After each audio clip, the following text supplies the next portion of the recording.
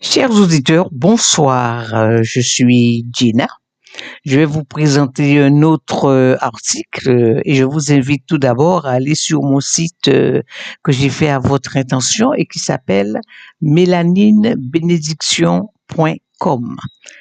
Ce site, pardon, est riche en articles portant sur les Noirs, l'histoire des Noirs, notre histoire. Aujourd'hui, je vais vous parler d'un sujet qui est très intéressant et qui s'intitule Pourquoi le silence des Blancs sur le mot mélanine? Parce qu'effectivement, ce mot mélanine n'est jamais prononcé par les Blancs. Ils l'ont vraiment, ni plus ni moins, banni de leur vocabulaire, de leurs médias. Je commence. Le Coderme entretiennent volontairement l'omerta la plus totale sur le mot mélanine. Aucun de leurs médias, journaux, télé, n'ont le droit d'en parler librement. Leurs scientifiques connaissent très bien les bienfaits de la mélanine car ils l'utilisent dans leur composition médicamenteuse, cosmétique, comme anti-rides, soins de la peau. Elle est aussi utilisée en informatique pour ses propriétés de conductibilité. Cette omerta aurait son explication dans le fait qu'étant dépourvu de mélanine dans un but de domination, ils préfèrent se taire sur les bienfaits de ce pigment qui donne aux Noirs une supériorité certaine, non seulement dans le sport, la musique, mais aussi les sciences. Je vous invite à aller sur le chapitre de Mélanine Bénédiction, aller sur le chapitre qui s'intitule Inventeur noir. Il se refuse à expliquer cette supériorité des Noirs dans ces domaines, car pour eux, le Noir devant eux doit toujours être inférieur. C'est bien la raison pour laquelle, afin de dominer les Noirs et les autres races, ils se sont réfugiés dans les armes après avoir saisi tous les manuels et papyrus égyptiens des mélanodermes, documents qui étaient détenteurs de toutes les connaissances scientifiques et philosophiques, mathématiques, etc. Alors, je disais connaissances qu'ils ont copiées et adaptées à leurs besoins.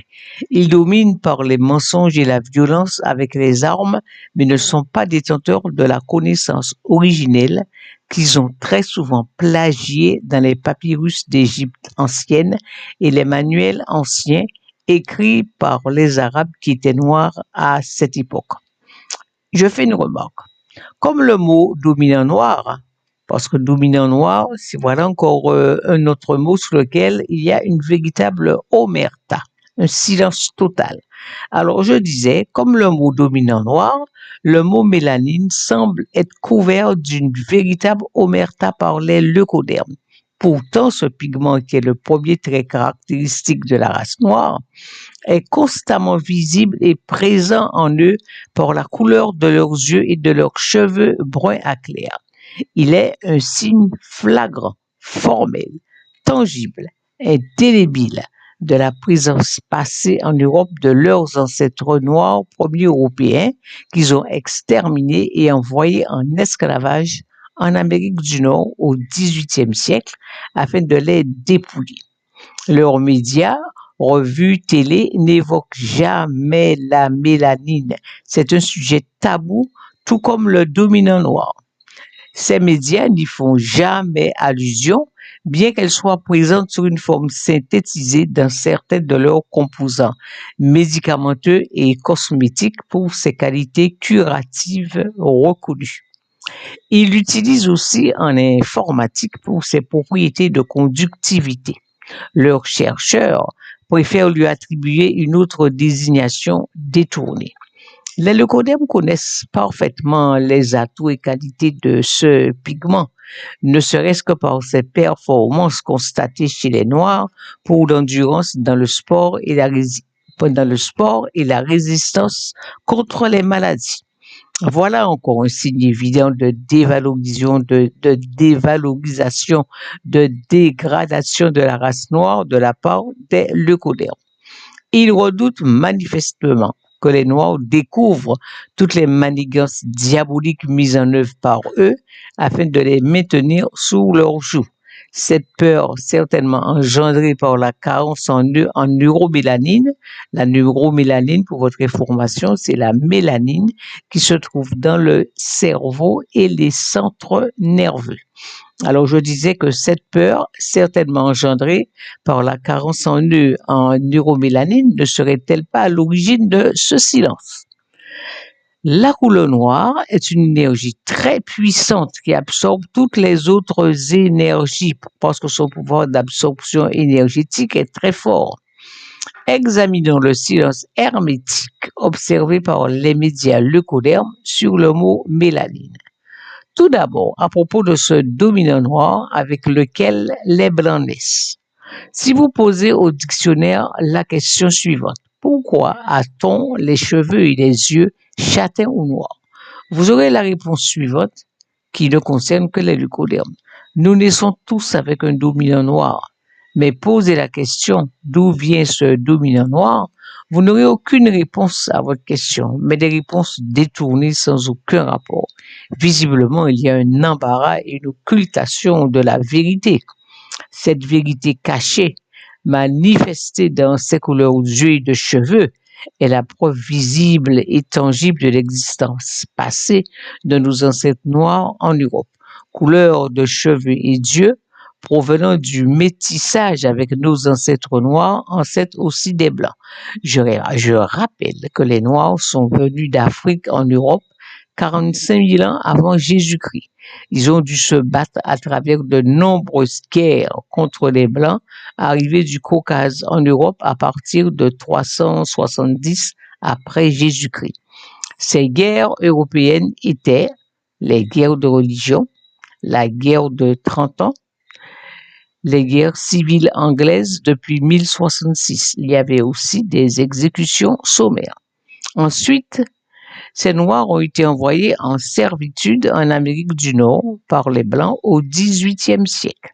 Ce sont les Noirs qui ont bâti la civilisation dans toute l'Europe jusqu'en Russie et dans les pays nordiques. Je vous conseille d'aller sur le site Mélanine Bénédiction et de visiter les articles Les Noirs premiers européens, les Noirs premiers européens 12 indices, les cathédrales. Alors donc, je vous avais dit, alors je continue, hein.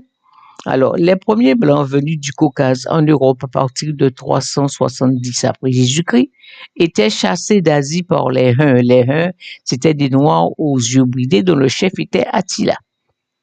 Je vous les présente, vous avez la description de Attila, roi des Huns. Vous voyez bien que c'est un Noir, que ses yeux sont bridés, voilà. Et il est habillé de façon très simple. Voilà, vous les regardez. Voilà. Alors donc, ce sont ces Huns, dont vous voyez un exemple là, qui ont chassé d'Asie les Blancs. Alors, ces Blancs étaient blonds ou roux avec des yeux bleus. C'était des tribus Goths, Visigoths, Ostrogoths, Anglo-Saxons, Vandales, etc. En se mélangeant aux Noirs premiers européens, ils ont créé des métis. Alors, je vous envoie au chapitre Les Noirs premiers européens du site Mélanine Bénédiction. Mais la couleur noire étant dominante et la couleur blanche étant récessive, les Blancs naissent avec un dominant noir qui se traduit par des cheveux et des yeux de couleur brun clair à noir. Ce dominant noir est dû à la présence de mélanine dans les cheveux et les yeux. Il fait partie du phénotype des Européens actuels. Mais les peaux autrefois teintées sont devenues blanches avec l'élimination des Noirs au XVIIIe siècle. Donc le terme avoir du sang noir est absurde, car ce dominant noir est un signe formel de sang noir, donc d'ancêtre noir. Par ce dominant noir, vous avez une des preuves de l'existence passée de vos ancêtres en Europe, ancêtres aussi des Blancs. Vous devez certainement, je me pose une petite question, vous devez certainement vous demander pourquoi les Huns ont chassé les Blancs du Caucase. Vous devez certainement vous poser cette question, parce que les Blancs, j'ai l'occasion de vous le dire, ils sont venus d'Afrique, comme les Noirs, mais venus d'Afrique, c'était les rejetons de deux parents noirs. Ils sont montés dans le nord de la planète, donc dans le Caucase, pour échapper à l'ardeur du soleil en Afrique. Mais pourquoi, selon vous, les Huns les auraient chassés d'Afrique, mais les Huns les ont chassés d'Afrique, mais vers l'Europe, malheureusement pour nous. Vous connaissez leur attitude. Vous savez que ces gens, quand ils vont quelque part, ils sont violents, ils sont envahisseurs, ils sont voleurs, ils sont pillards. Alors, ce qui s'est passé, les Huns en avaient assez de ce peuple, de ce peuple malfaisant. C'est bien le mot qui convient. Ils les ont chassés justement d'Asie, du Caucase, parce que le Caucase est en Asie, au sud de la Russie. Alors, je continue. Alors, ce dominant noir, preuve flagrante de mélanine dans les cheveux et les yeux des blancs, donc dans cette trou noir, est probablement le sujet le plus tabou et baigné d'interdit qui soit. Les leucodermes ne soulèvent jamais ce sujet qui les trahirait immédiatement et sans appel. Il n'est traité nulle part, ni dans la presse, ni à la télé, ni à la radio, car ils ont pris le contrôle absolu des médias afin qu'il ne soit jamais évoqué. Il est couvert d'une véritable omerta. Ni les scientifiques, les hommes politiques, les journalistes n'ont le droit d'en parler, car cela mettrait au grand jour tous ces crimes odieux, spoliation, extermination, génocide, usurpation, envoi en esclavage, qu'ils ont commis à l'encontre des Noirs d'Europe. Leurs géniteurs, à l'origine de leur couleur de cheveux et d'yeux.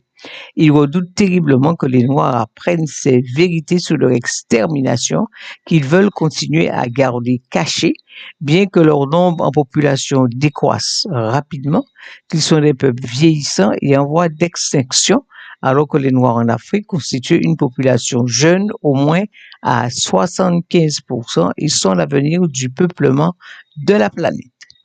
Ça, c'est l'ONU qui dit ce que c'est à l'ONU que j'ai lu ça. Donc, vous pouvez faire vos recherches vous-même auprès des documents de l'ONU.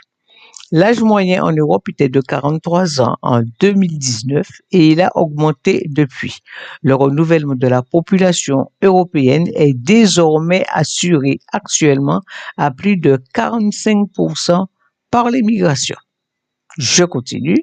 Les Blancs savent tout de la mélanine et de la grandeur qu'elle peut produire. Ils sentent comme si c'était un danger pour eux.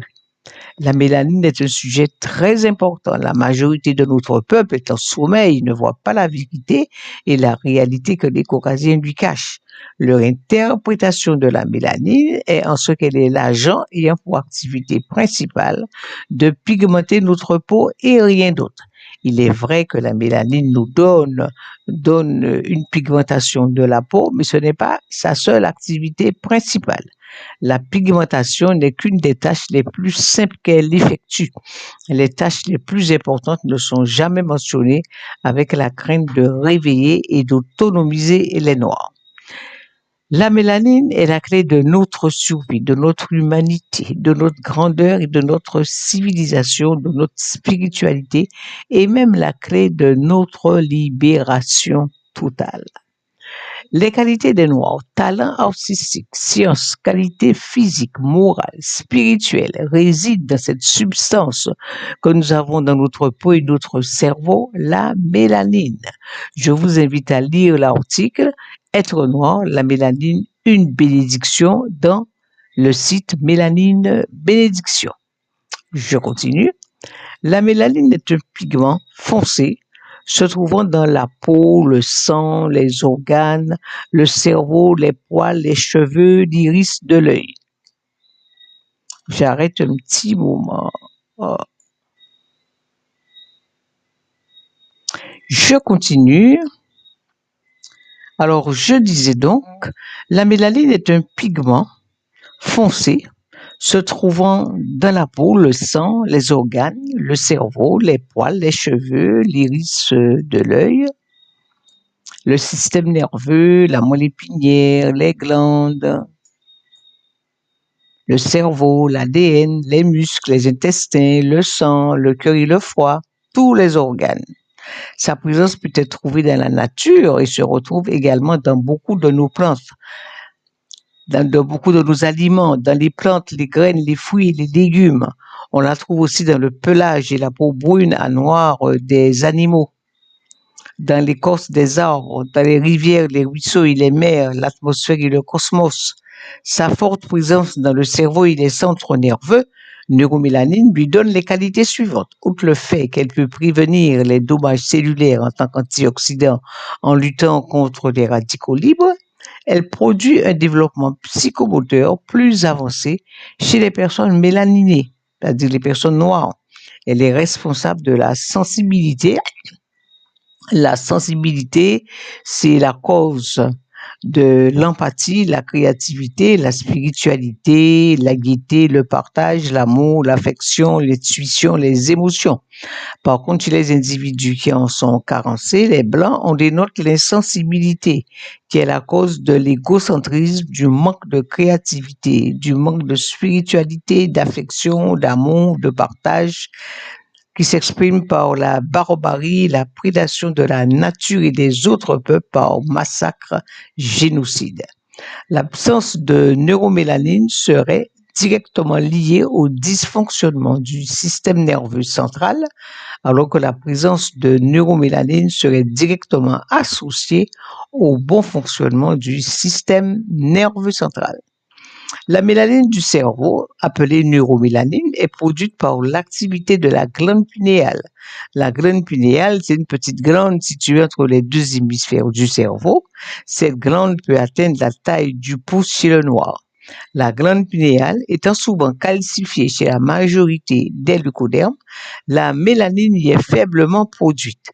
Leur glande pinéale n'est pas fonctionnelle. La mélanine est ce qui rend les gens humains. Elle est reliée aux forces créatrices de l'univers. Cette calcification de leur glande pinéale explique leurs problèmes de densité osseuse, occasionnant des soucis d'ostéoporose, c'est-à-dire une décalcification de leurs os, plus fréquent chez les femmes ménopausées blanches que chez les africaines. D'ailleurs, d'après les études du docteur Carol Barnes, biochimiste afro-américaine, la calcification pinéale touche 5 à 15% des Africains, 15 à 25% des Asiatiques et 60 à 80% des Occidentaux. Cette calcification de leur glande pinéale, qui produit une carence en neuromélanine, leur explique leur développement psychomoteur moins avancé chez les blancs que chez les noirs. Les enfants noirs rampent, s'assoient, marchent et font preuve de facultés cognitives plus avancées que les enfants de type leucoderme. Leur QI est plus élevé. Ces observations sont faites quotidiennement par les pédiatres et les personnels de crèche, mais il est interdit, absolument interdit d'en parler dans les médias, le noir devant toujours paraître inférieur devant le blanc, même avec un QI plus élevé. Alors, vous voyez bien la discrimination. Alors, voici quand même un film que je vous montre du développement psychomoteur très avancé chez les Noirs. Là, vous avez deux enfants. Je vous montre le film. Hein.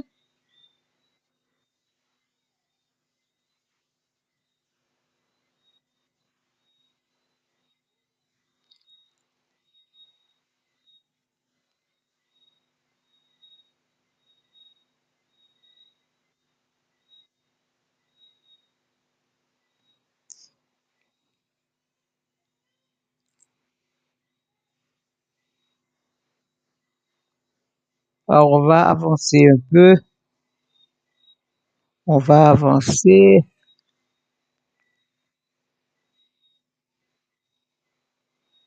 Vous voyez par vous-même.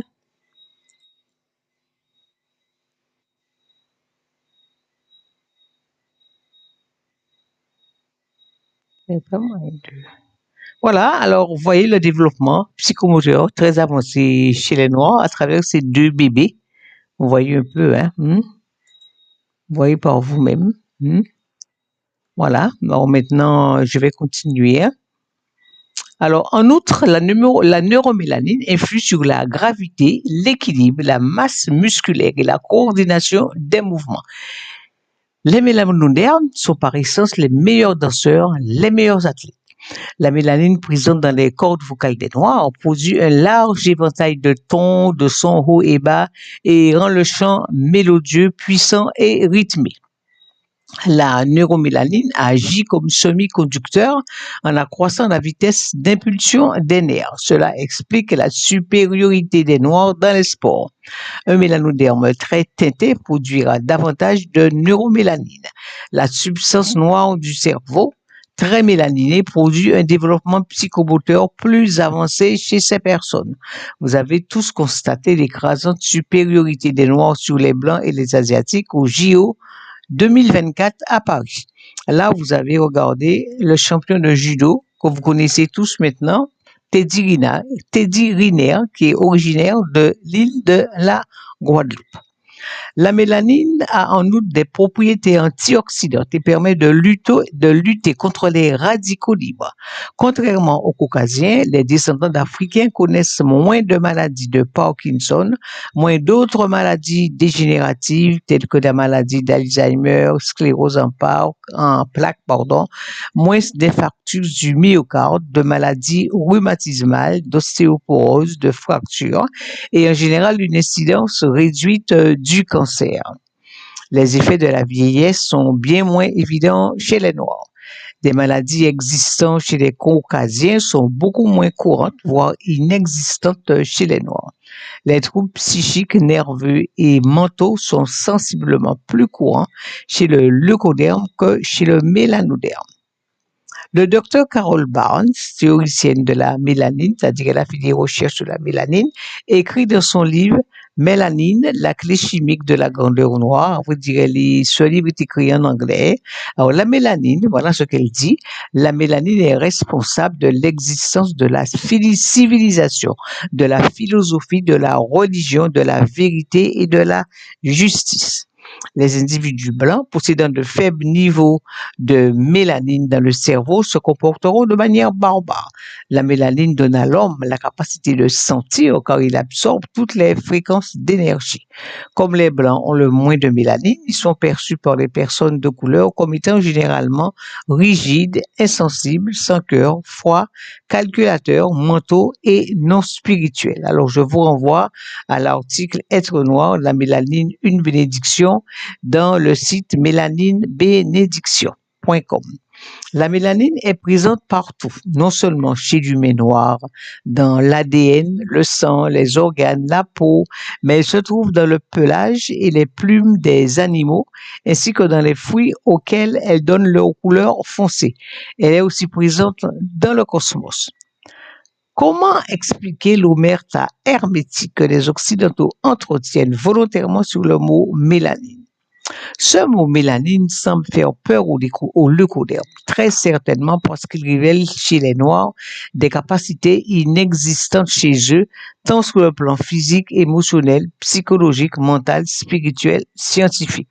C'est pourquoi ils préfèrent l'ignorer. Les médias occidentaux, ignorant volontairement le mot mélanine qui est tabou pour eux et sur lequel ils conservent un silence suspect, expliquent la victoire écrasante des Noirs en sport et particulièrement au JO de 2024 par un gène de la vitesse et de l'endurance que les Noirs auraient. Ridicule, n'est-ce pas? Je vous renvoie au livre qui a été écrit par Michel Leclerc et qui s'appelle Pourquoi les Blancs courent moins vite. À aucun moment dans ce livre, le mot mélanine n'est cité. Or, c'est grâce à la mélanine que les Noirs courent beaucoup plus vite et ont des capacités à tous les niveaux supérieurs. Tout le monde constate les performances élevées des Noirs dans tous les sports, même ceux réservés aux Blancs. Alors, je vous envoie au chapitre Pourquoi les Noirs dominent en sport, en musique et en sciences, toujours du site mélaninebénédiction.com. Le Noir excelle en sprint, dans les sports de combat, d'endurance, mais aussi dans les sports autrefois réservés aux Blancs.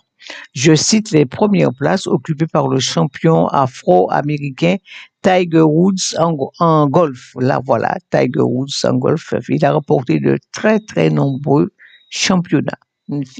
Et il occupe jusqu'à présent la première place. Je cite Lewis Hamilton en Formule 1, dans les courses de voitures. C'est un très grand champion. Les Noirs occupent les premières places, non seulement en sport, mais aussi dans les sciences, en étant les pionniers dans les découvertes scientifiques.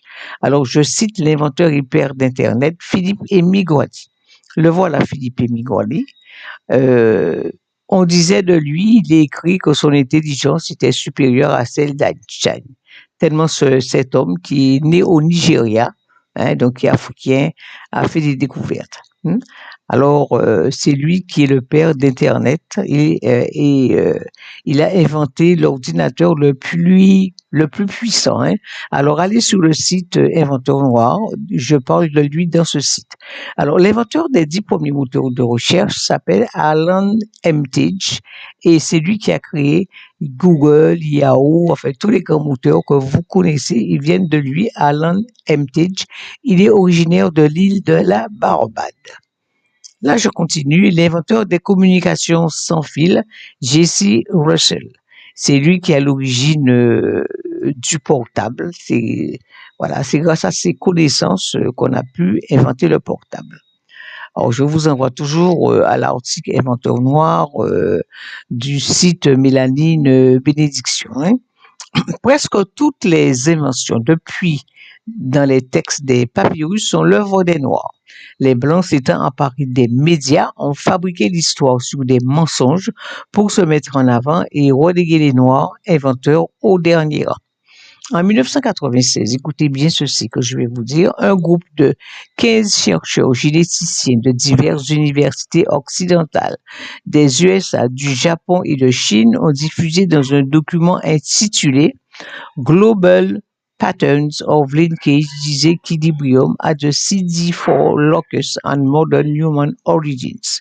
Alors, ils ont diffusé le résultat de recherches effectuées après diverses observations de l'ADN des singes et des personnes de race blanche et jaune des USA, d'Europe et de Chine, du Japon et aussi d'Afro-Américains et Africains. Écoutez bien, leurs recherches ont abouti aux résultats suivants. L'ourang-outan a 3 séquences d'ADN, les gorilles en ont 4, les chimpanzés en ont 5, les humains de race blanche et jaune des différents pays d'Europe, du USA, du Japon, de Chine en ont 6. Par contre, les noirs bien teintés, qu'ils proviennent d'Afrique ou des USA, en ont 9. Ce nombre de séquences d'ADN explique la supériorité des Noirs dans tous les domaines, aussi bien scientifiques que sportifs. Plus une personne a de séquences d'ADN, plus elle est douée. Il explique aussi ce rapport leur forte résilience aux épreuves terribles qu'ils ont endurées de la part des Blancs.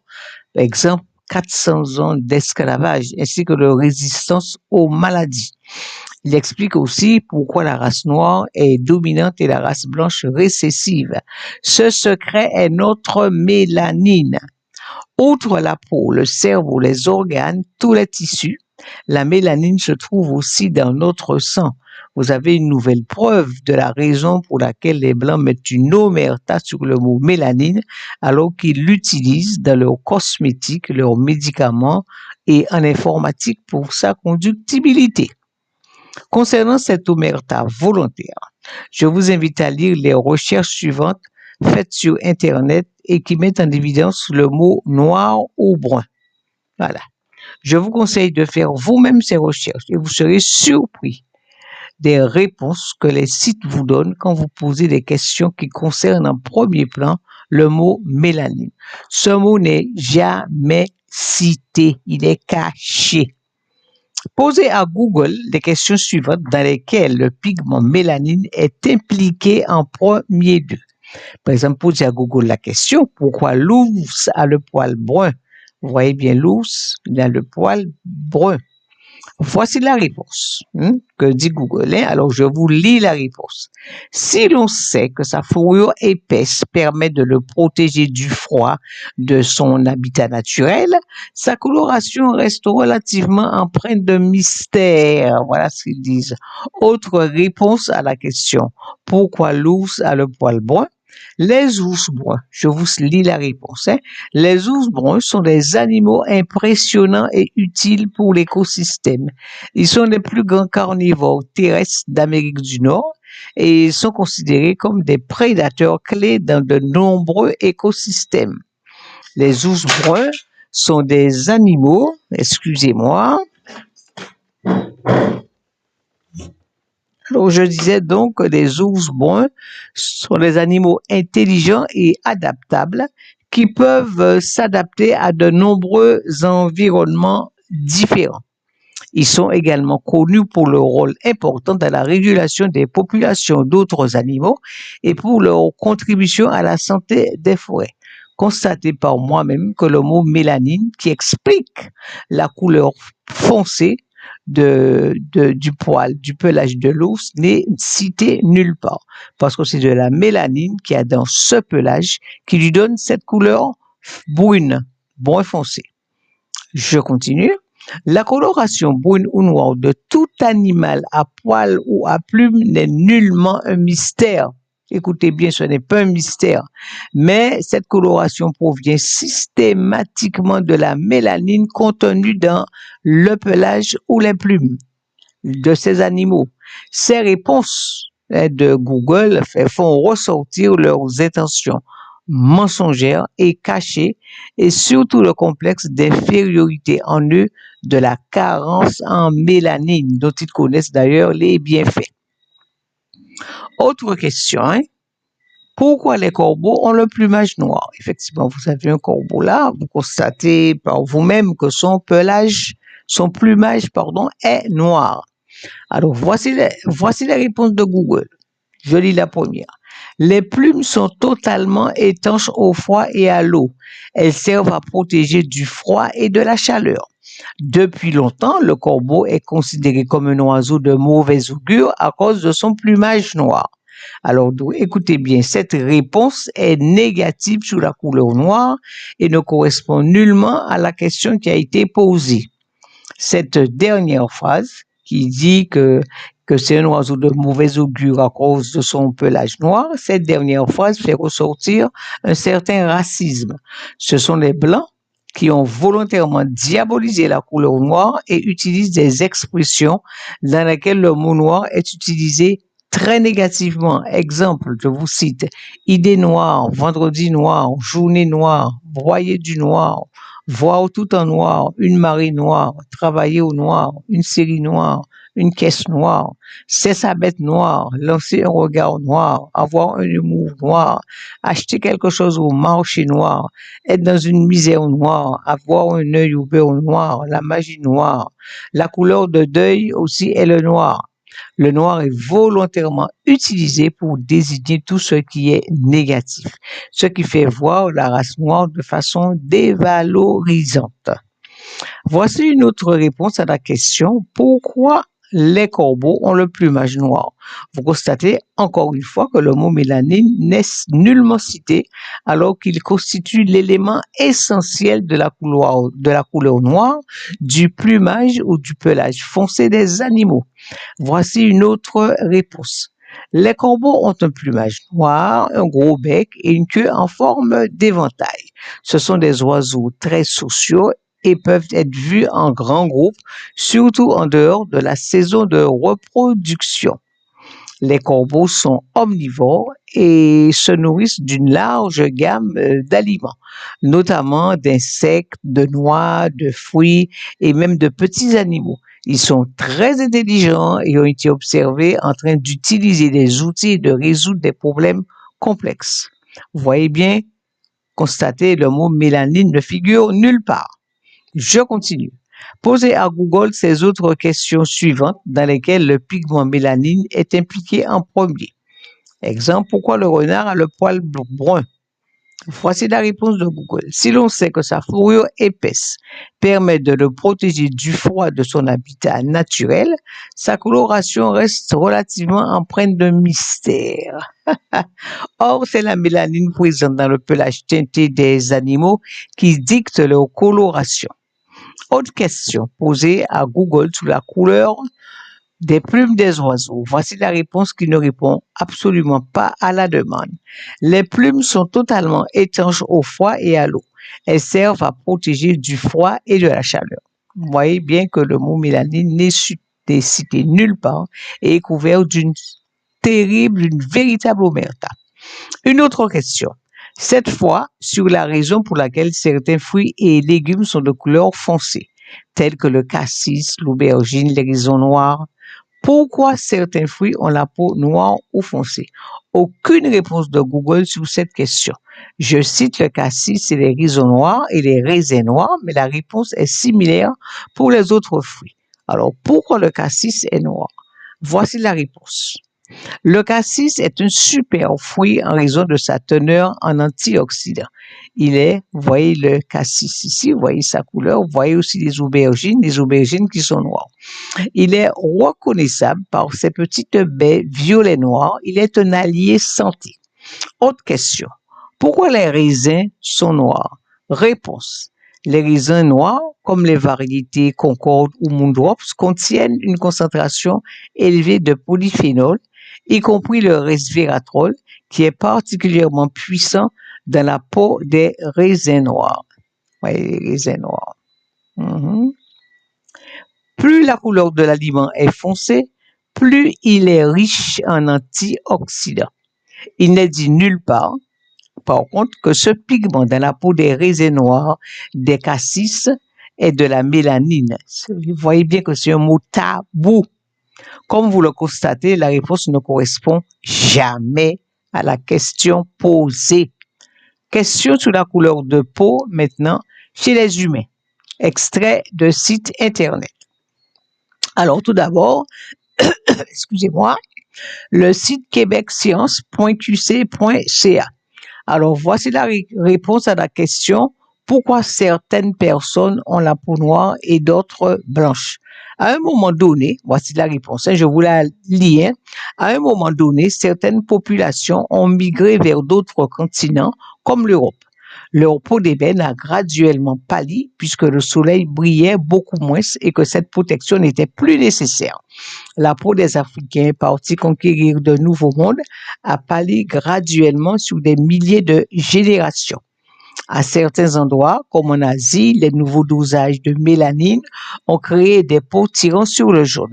Ailleurs, elles sont devenues très blanches, rougeâtres ou café au lait. C'est ça l'évolution. Il n'explique pas pourquoi ni comment ce processus d'évolution se serait réalisé. Il n'existe pas. Je vous conseille de lire l'article du site Mélanine Bénédiction qui s'appelle Explication mensongère de la couleur blanche des Européens actuels. Alors, quand les leucodermes ne veulent pas, avec leurs médias, ne veulent pas répondre à une question ou en sont incapables, ils font allusion au hasard, parlent de mystère, alors que le hasard n'existe pas. Tout est fait à une cause. Le hasard existe selon eux, mais l'effet n'a pas de cause, ou il reste dans le doute. Il faut savoir, apprenez bien que le gène qui produit la mélanine ne disparaît pas, mais reste présent chez les Noirs, même quand ils ne sont pas exposés au soleil. On ne perd pas ce gène, même quand on ne va pas au soleil, mais même qu'on n'est pas exposé au soleil, on ne le perd pas. Alors, je vous cite un autre site, forumfuturascience.com. Alors, voilà ce qu'ils disent quand on leur a posé la question sur pourquoi certaines personnes ont la peau blanche et d'autres la peau noire. Voilà. Alors voici leur réponse. La mélanine a un inconvénient. Comme elle fait barrière aux rayons du soleil, ça c'est vraiment comique, la réponse. Alors je disais, la mélanine a un inconvénient, c'est ce qu'ils disent. Comme elle fait barrière aux rayons du soleil, elle empêche la synthèse de la vitamine D qui se fait justement en exposant la peau au soleil. Résultat, quand la région n'est pas assez ensoleillée, les enfants ne peuvent pas synthétiser assez de vitamine D pour leur croissance, ce qui peut provoquer du rachitisme. Mensonge, mensonge de leur part pour dévaloriser notre mélanine parce qu'ils n'en ont pas, mais connaissent ses bienfaits. Je vous invite à visiter le chapitre Mythe de la carence chronique en vitamine D chez les Noirs dans le site mélaninebénédiction.com. Voilà. Mythe de la carence chronique en vitamine D chez les Noirs. Voilà. Il faut savoir que la mélanine est indispensable à la synthétisation de la vitamine D qui est produite par l'exposition au soleil. Or, le soleil brûle leur peau blanche. La vitamine D, à son tour, permet la fixation du calcium. Par carence en mélanine, les blancs ne peuvent pas fabriquer de vitamine D et de ce fait ne peuvent pas fixer le calcium grâce à cet apport de vitamine D. Ils doivent rechercher d'autres sources de calcium, alimentation riche en calcium. C'est la raison pour laquelle ils sont bien plus victimes de rachitisme que les Noirs. Les Noirs, si ça leur arrive d'avoir du rachitisme, c'est dû à leur sous-alimentation, mais surtout pas au fait au manque de vitamine D. Alors, mensonge et contradiction dans ce site que je vais vous citer et qui s'appelle dermatologieconférence.ca. Les spécificités de la peau noire, tout savoir. Voilà ce qui est dit. La peau noire est une peau qui présente des caractéristiques physiques particulières. Elle est plus épaisse et plus sèche et plus sensible que la peau blanche. Faux. La peau noire a plutôt tendance à être grasse. Les personnes à peau noire ont un pourcentage plus élevé de mélanine que les personnes à peau claire. Elles sont aussi plus sensibles aux rayons UV du soleil et ont un risque plus élevé d'attraper des coups de soleil. Les personnes ayant une peau noire sont généralement plus sensibles au soleil car elles sont susceptibles d'attraper des coups de soleil et des cancers cutanés. Mensonge, mensonge.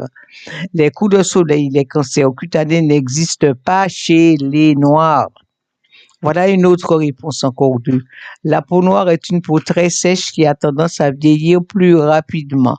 Faux, car c'est grâce à sa mélanine que la peau noire est beaucoup plus résistante et vieillit beaucoup moins vite que la peau blanche. Ils disent encore ceci concernant la peau noire. Elle est sujette aux taches pigmentaires. Ces taches blanches ou brunes apparaissent généralement sous les parties les plus exposées au soleil, visage, mains. La peau noire est également plus sensible aux UV que les autres types de peau. Vous savez que ces déficiences, mes auditeurs, sont celles des peaux blanches, coups de soleil, cancer de la peau, insolation chez les blancs. Les peaux noires, voilà encore ce qu'ils disent, sont souvent sujettes à des problèmes d'acné et de points noirs. Il faut donc utiliser une protection solaire adaptée, même en hiver. Or, les noirs ne mettent jamais de protection solaire. J'en sais quelque chose, je suis noir. J'ai jamais utilisé ça, de protection solaire. Je ne vois jamais de noirs utiliser de protection solaire. Ça n'existe pas. Alors donc, quand ils disent qu'il faut utiliser une protection solaire adaptée, même en hiver, mensonge. Car grâce à leur mélanine qui les protège des UV, les Noirs n'ont pas besoin de protection solaire. En outre, les problèmes d'acné et de points noirs sont nettement plus courants chez les Blancs et ont des causes émotionnelles. La mélanine est une molécule qui donne sa couleur à la peau et qui lui permet de se protéger des rayons UV du soleil. Ça, ils le disent. Ça, c'est vrai.